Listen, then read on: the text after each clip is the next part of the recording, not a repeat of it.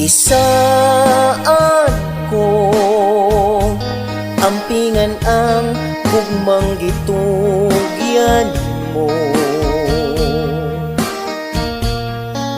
Isaad ko imo dagyon ako.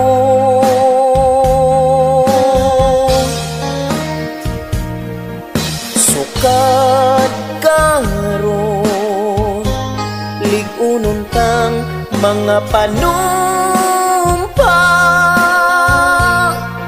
way laing binuhat mo guba ug mo patig baba.